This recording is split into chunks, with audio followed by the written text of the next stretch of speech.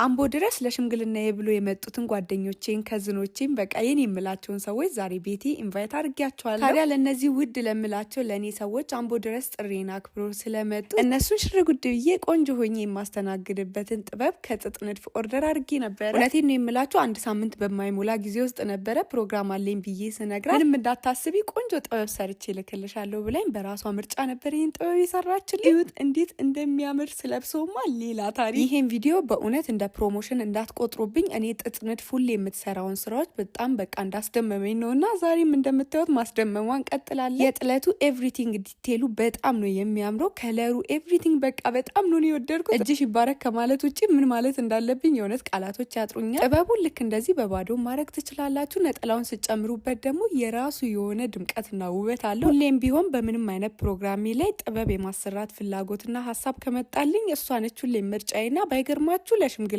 የራሱ ለሁለቱም እናቶቼ ለክርስትና እናቴም ለወላጅ እናቴም ጥበብ ያሰራሁት እሷ ጋር ነበርና እዩት እንዴት እንደሚያምር የነሱ ጥበብ ራሱ ኤቭሪቲንግ በቃ ዲቴሉ ምንም አይወጣለትምና የኔ ቆንጆ እጅሽ ይባረክ። ከስር የቲክቶክ ፔጇ ሜንሽን አደርግላችኋለሁ። እየገባችሁ ኦርደር ማድረግ ትችላላችሁ። ስራዎቿንም ቼክ ማድረግ ትችላላችሁ። ቴንክ ዩ ፎር ዋቺንግ ባይ